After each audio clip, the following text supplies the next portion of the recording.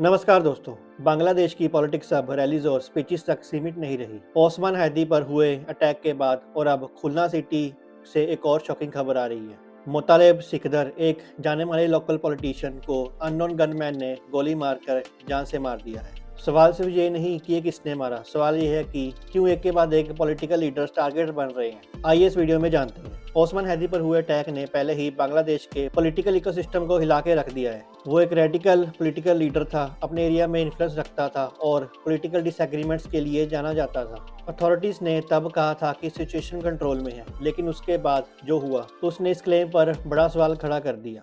खुलना city firing. Recent reports के मुताबिक खुलना city में अननोन गनमैन ने मोतालेब शिकदर पर फायरिंग कर दी।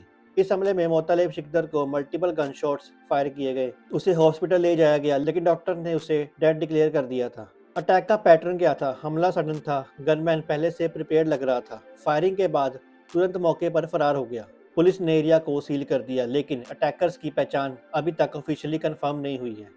अब जानते हैं कि मोतालेब शिकदर कौन था और उसका पॉलिटिकल कैरियर कैसा था। लोकल मीडिया रिपोर्ट्स के मुताबिक शिकदर एक लोकल लेवल पॉलिटिकल लीडर था। वो अपने एरिया में ग्रास रूट पॉलिटिक्स के लिए जाना जाता था। पार्टी ऑर्गेनाइजेशन और मोबिलाइजेशन में एक्टिव था। खुलना रीजन में उसका काफी स्ट्रॉन्ग पॉलिटिकल नेटवर्क माना जाता था। उसका पॉलिटिकल कैरियर लोकल पॉलिटिक्स से शुरू हुआ। इलेक्शन और प्रोटेस्ट दोनों में ही उसकी प्रेजेंस रहती थी। सोर्सेज के मुताबिक वो अपनी पार्टी के लिए फील्ड लीडर जैसे काम करता था और लोकल डायनेमिक्स में काफ़ी इन्फ्लुएंशियल था। यही वजह है कि उसके मर्डर को नॉर्मल क्राइम नहीं बल्कि टारगेटेड पॉलिटिकल किलिंग के तौर पर देखा जा रहा है। एक्सपर्ट्स कहते हैं खुलना रीजन पहले ही पॉलिटिकल वायलेंस के लिए सेंसिटिव रहा है। लोकल लीडरशिप को एलिमिनेट करना अक्सर पावर बैलेंस चेंज करने का तरीका होता है।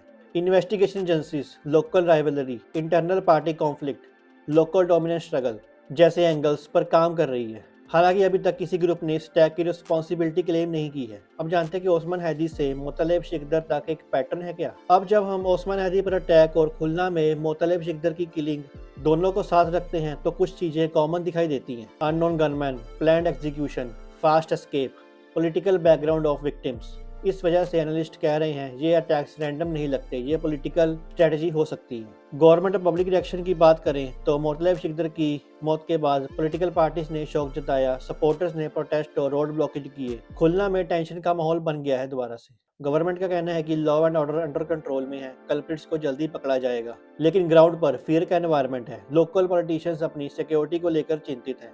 पिछले कुछ दिनों में ये दोनों इंसिडेंट नहीं, ये बांग्लादेश की पॉलिटिक्स के लिए डेंजर अलार्म है। जब तक पॉलिटिकल वायलेंस पर स्ट्रिक्ट एक्शन, ट्रांसपेरेंट इन्वेस्टिगेशन और अकाउंटेबिलिटी नहीं होती, तब तक ये सिलसिला रुकता हुआ दिखाई नहीं दे रहा। सवाल यह है कि क्या बांग्लादेश अपने पॉलिटिकल लीडर्स को सुरक्षा दे पाएगा या फिर अननोन गनमैन ऐसे ही टारगेट किलिंग करता रहेगा और पता नहीं अगला टारगेट कौन होगा। आज की वीडियो में बस इतना ही दोस्तों, फिर मिलेंगे एक नई न्यूज़ के साथ। तब तक के लिए साइनिंग ऑफ।